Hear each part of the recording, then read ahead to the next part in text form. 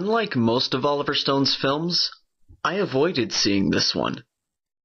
I didn't watch the movie until just recently to complete this new series of videos.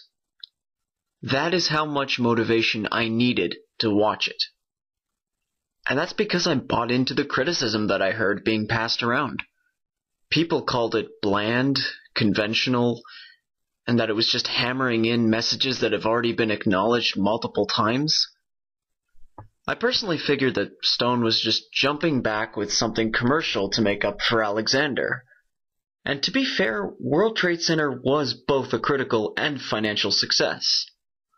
Though a lot of people pointed to the Steven Soderbergh film United 93 as a better film about the September 11 attacks. All of it just amounting to me not watching it for years. Now before I go on, let me just take care of this one thing, because I feel like people are going to ask me about it in the comments anyway. I was only 10 years old when 9/11 happened. And I can't even remember much of how that day played out for me. I just remember seeing footage of billowing ash on the television. I can't remember what my school did or what my parents said, though I do remember them being very sad. I was just too young and too detached to fathom how terrible that day really was. So now, over a decade after it happened, I'm reviewing the film that Oliver Stone made to honor the selfless courage that possessed people in the midst of a devastating tragedy. The film focuses on two Port Authority officers who were buried deep beneath the rubble of the Twin Towers. Will Jimeno and John McLaughlin are both family men who risked their lives trying to save the lives of others. The thing that Oliver Stone did that really makes these early scenes work is how we get information the same time as the characters do. They're very disoriented and have almost no knowledge of what's going on. They just know that Tower A has been hit and they need to evacuate it as fast as possible. After the towers collapse on them, we cut to the reactions of the rest of America as they wait for any sign of missing friends and family. People rush down to the scene, anxious to help. There's a subplot that focuses on one ex-Marine named Dave Carnes, who grabs his old uniform and goes to volunteer.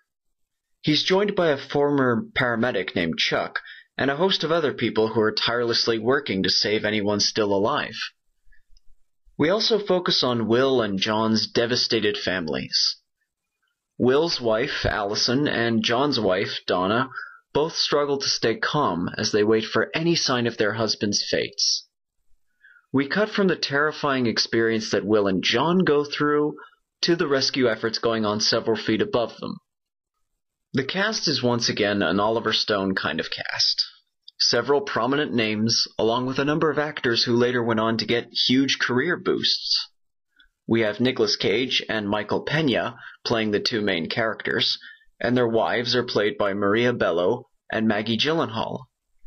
In smaller roles, we also get Michael Shannon, Stephen Dorff, Frank Whaley, and even Viola Davis.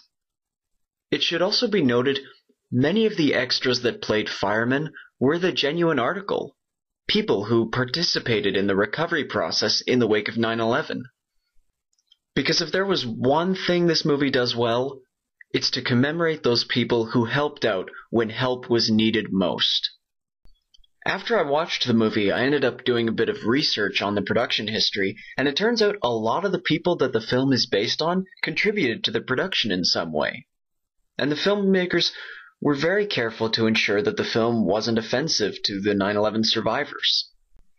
I know Stone always goes for the heavy-handed symbolism, but even I was surprised by how many Christian undertones there were in this film. Will and John compare their predicament to being in hell, and the character of Dave Carnes is basically a walking representative of a man called by God to go do what's right. There's also a very artistic and elaborate vision of Jesus Christ, which some people described as being incredibly excessive. But to be fair, Will's vision of Jesus was inspired by the real Will's experiences while trapped in the rubble. I've got nothing to say on the matter on a personal level. The only thing I'll add to this is that Will believes with all his heart that he saw Christ in that traumatic event, and Oliver Stone was certainly very considerate in the way he handled those scenes. World Trade Center works incredibly well for what it's trying to do. The messages of heroism and endurance during adversity are stamped firmly into place, and we identify with the people that suffered terribly during this attack.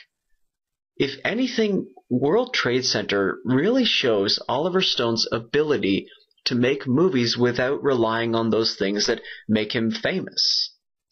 There's no dark conspiracy. It's not set during the Vietnam War. It's not set during the 60s or 70s.